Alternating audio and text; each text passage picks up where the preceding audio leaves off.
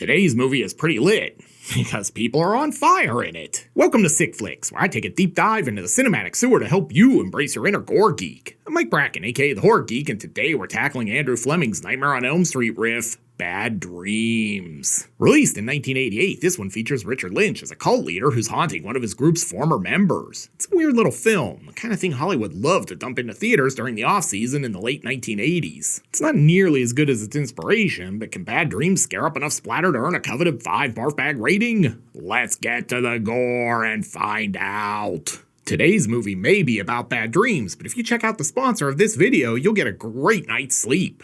Thanks to Helix for sponsoring today's video. Like most people, I take my sleep pretty seriously. It's the time when our bodies and minds rejuvenate, allowing us to tackle the challenges of the day. But finding the right mattress and bedding can be a real struggle. There are just so many options out there. How do you know what's the right mattress for you? Well, that's where Helix Sleep comes in. Helix Sleep is a company that specializes in crafting premium mattresses and bedding tailored to meet your unique needs. No more compromising on comfort or support. With Helix Sleep, you get the best of both worlds without breaking the bank. Helix goes above and beyond to ensure you get the perfect mattress for you. How do they do this? By utilizing an online sleep quiz to match your body type and sleep preferences, pairing you with a mattress built to match your unique sleeping requirements. They have something for every taste, from side sleepers to back sleepers to stomach sleepers and beyond. And if you sleep with a partner, you can even take the sleep quiz together and find something that's the perfect compromise for both of you. It's a win-win situation. Based on my results, Helix matched me with their Helix Twilight Luxe mattress, and let me tell you, it's been a dream come true.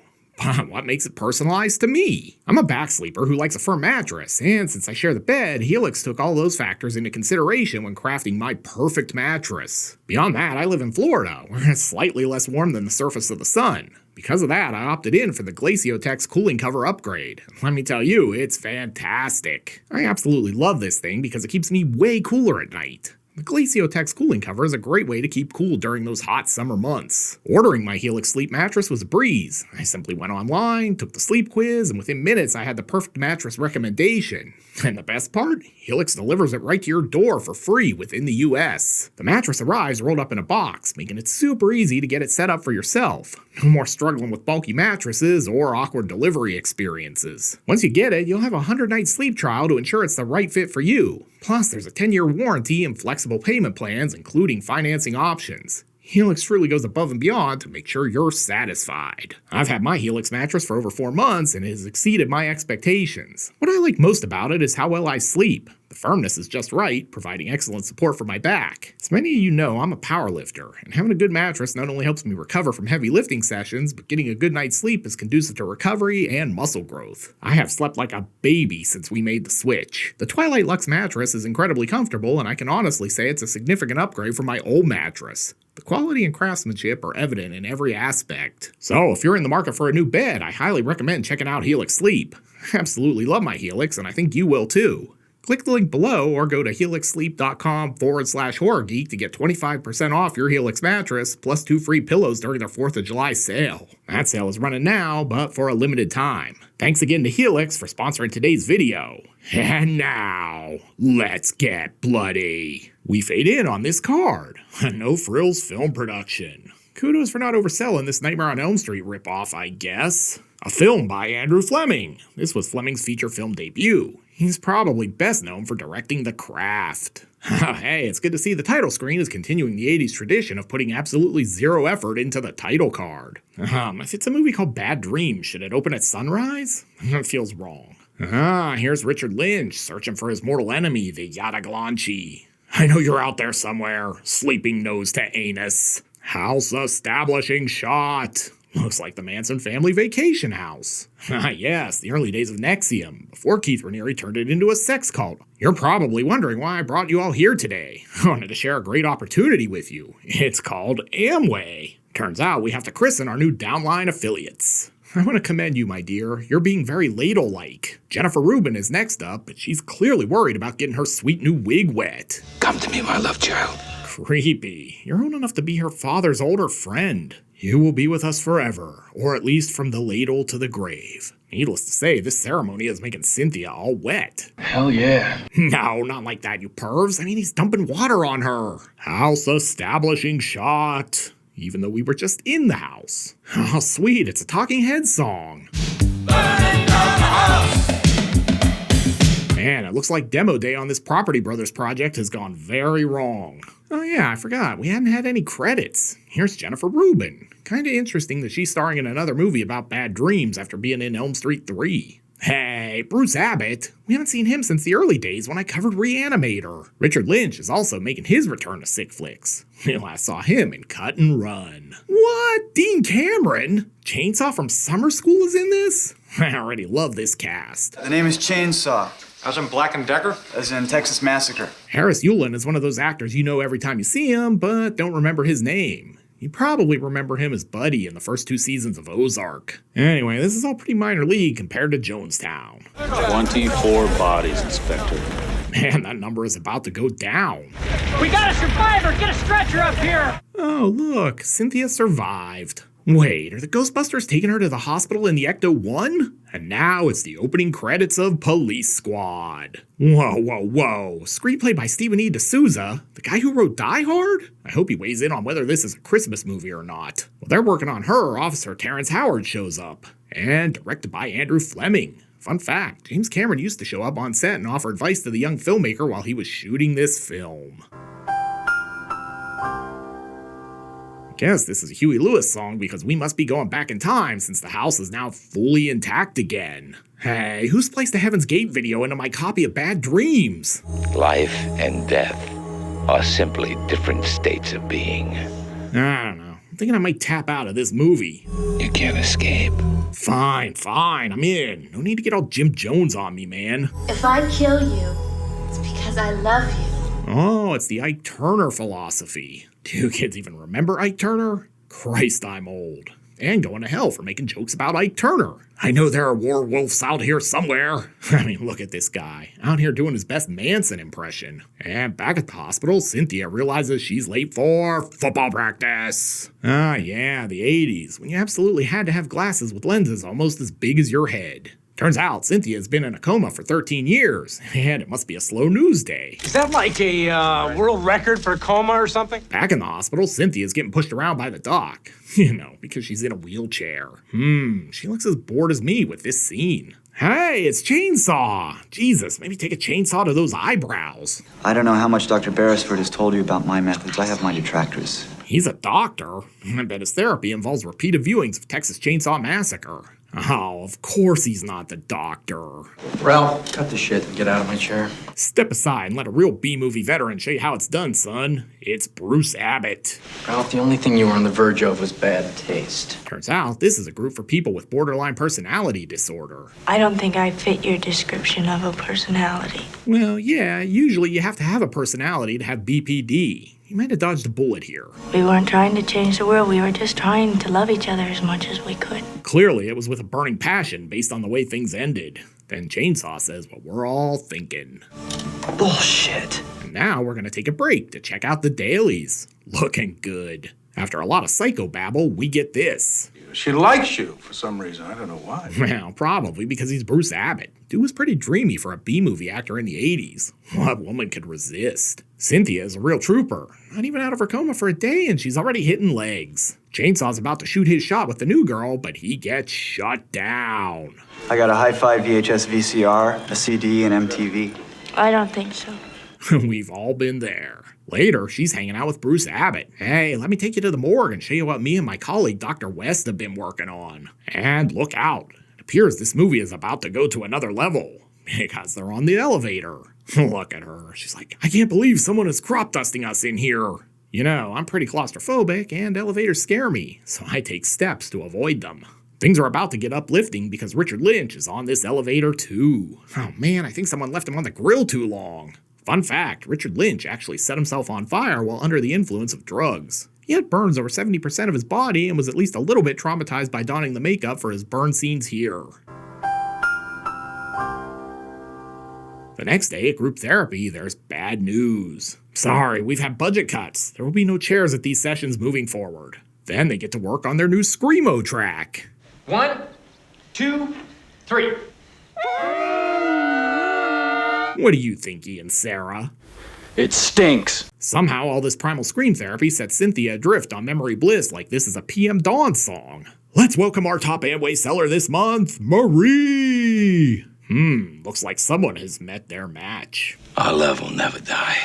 Sounds like a match made in hell if you ask me. I mean, you could say this is a pretty sick burn. And this looks like someone has some inflamed passions happening. This guy's definitely feeling a slight burning sensation. This is basically me if you send me outside for 8 minutes with no sunscreen. Didn't we see this already? Did the movie lap itself and start over? This trip down memory lane has Cynthia ready to talk. The thing I remember most is the smell. It was like someone had left pork on the grill for a week. Jesus, Amazon Basics Terrence Howard has like a 24 head. Dude, just shave it all off. You're not fooling anyone. Balding Roger Murtaugh isn't buying Cynthia's story either. Who knows what she remember tomorrow? That she ran for life like she says? Or that she thought the whole thing was a nifty idea? In the next scene, things get steamy. Hell yeah. No, not like that, but because they're in the locker room. I'll give Cynthia this. Her Mary Magdalene cosplay looks great. Now this is turning into a Claudio Fragasso flick.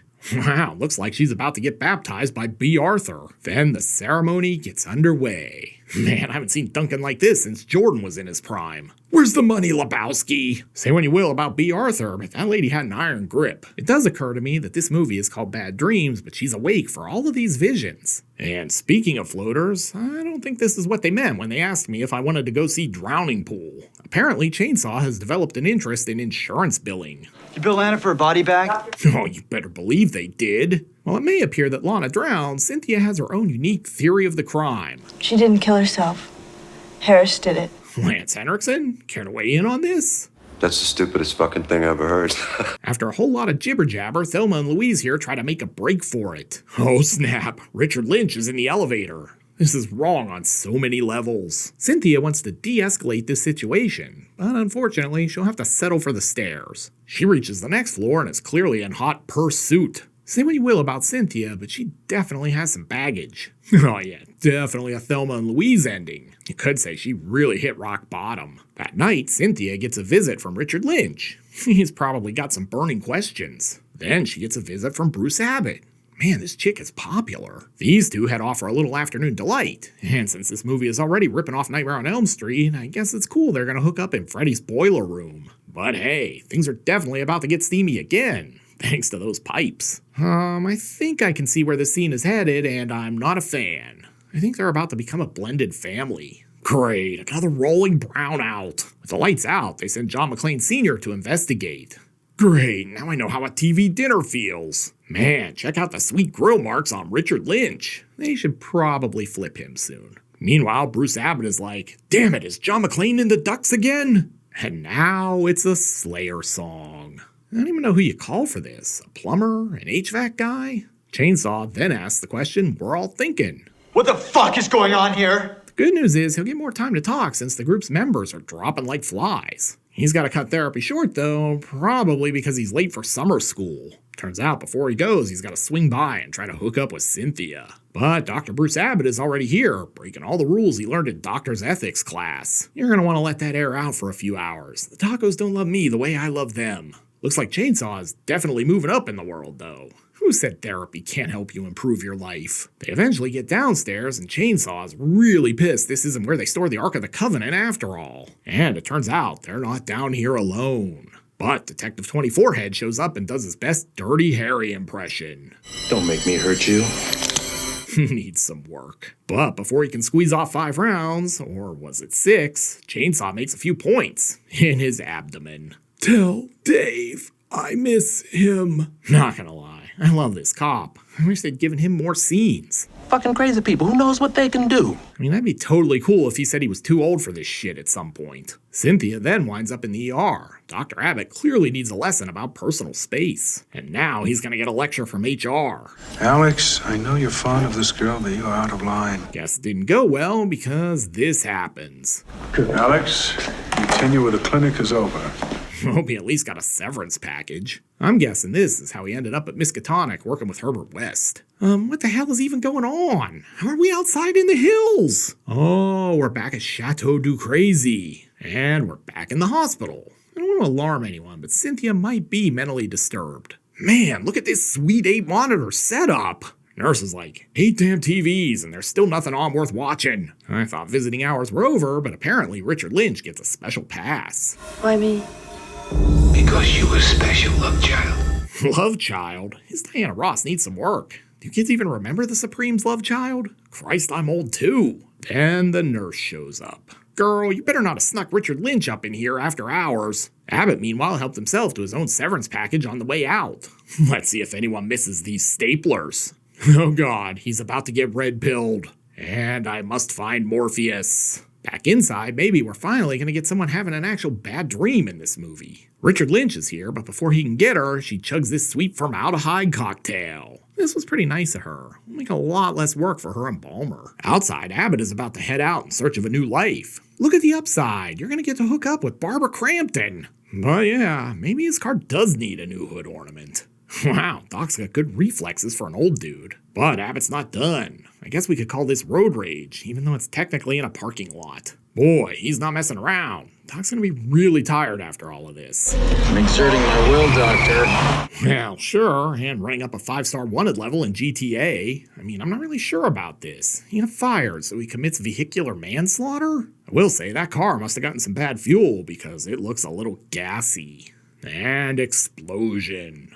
I'm really blown away by this. But it was all just football practice. Hey, someone finally had a bad dream in Bad Dreams. Scratch that one off your bingo card. Back upstairs, Fire Marshal Bill is looking great. Cynthia's like, why does it stink like burnt hot dogs in here? Then he's like, before we get started, I really need my daily dose of TRT. Speaking of needing a fix, Abbott's breaking into the pharmacy like his name is House. Oh, sweet, he picked the party sampler. And here's the big reveal. Dr. Beresford is secretly making everyone crazier than they already were. Oh, wait, I should totally keep some of this for myself. Nurse Marla Gibbs then says what we're all thinking. These damn doctors are crazier than the patients. It's kind of wild that Bruce Abbott basically had multiple films in his career where he just runs through hospitals. He eventually winds up in Cynthia's room, which is apparently right next to the red light district. Abbott's busy making his pitch, but look out. Mankind just blasted him with the steel chair. Guess Bruce should have run over Dr. Beresford earlier after all. Man, this party in the psych ward is jumping. Then it turns into a Drifter song, because we're up on the roof. Just insert your own Christ I'm old bit here. Luckily, Abbott gets here to try and talk her down. Come back inside, Cynthia. Tomorrow's pizza day in the cafeteria. And despite repeated admonishments from Rakim, she goes over the side. I guess she really didn't know the ledge. Except she wakes up in Dreamland again? Yeah, whatever. I'm not even gonna try to make sense of this now. Great, she's here to try and sell them Avon. Oh, B. Arthur, I've missed you so much. And back in reality, Abbott has her. I guess we can just hang out here and wait for the climax to sort itself out. They didn't love you, I love you. Oh yeah, there goes his medical license. Beresford finally comes to his senses, and now Abbott and Cynthia are holding on for dear life. Shame Abbott's name isn't Cliff, because this is a real cliffhanger. Worried that Abbott might be getting sore, Beresford hits him with some acupuncture. I feel like he's really making some points. But before he can seal the deal, Amazon Basics Murtaugh shows up. Yeah, I kind of forgot he was in this movie too. Beresford, ever the villain, starts playing the blame game. Alex was caught red-handed. Hey, wait a minute. Did Detective 24-Head get a haircut since his last scene? Sure looks a lot higher and tighter here. And in a swerve I didn't see coming, Beresford's gonna clean the wax out of his ear with this 38. Except, surprise! Wrong again, Alex. But before he can squeeze the trigger, Cynthia hits him like she's Troy Polamalu. I regret nothing, except standing too close to the ledge. I love the cop's reaction. Yeah, fuck it. I'm not doing all this paperwork. But wait, here comes a swerve. Look, let me just tell you about how great Amway is. But it's a fake out. Cue credits. Somehow they actually got Guns N' Roses on the soundtrack. Fleming wanted X's Burning House of Love, which makes more sense, but lost out. So, what have we learned from Bad Dreams? Well, for starters, you can make a movie called Bad Dreams where no one ever really has a bad dream. Are they bad dreams if you're just hallucinating? Not in my book. It is wild to think that there was a time in the 80s where a Hollywood studio would not only make something like Bad Dreams, but spend money promoting it and release it in theaters. Movies like this these days basically go straight to disc or streaming. I sure miss the good old days. But enough about that. Can Bad Dreams kill off enough cultists and patients to earn a coveted 5 barf bag rating? Let's go to the gore card! In terms of gross anatomy, Bad Dreams is a little light. We're treated to some blood showers, Dean Cameron gutting himself, Crispy Cultus, a hit and run, and Richard Lynch's awesome burn victim makeup effects. I'm really torn on this one, so I'm going to err on the side of being a conservative and give Bad Dreams a 2 barf bag rating. I wouldn't argue if you insisted it deserved another bag for the burn makeup though. This one isn't a sick flick, but it's always fun to watch Richard Lynch do his thing. Looking for another weird film about cults? Then be sure to check out my review of Heartland of Darkness. You'll find a link here on the screen. I'll meet you over there. Until next time, I'm Mike Bracken, aka the Horror Geek, bringing you all the splatter that matters.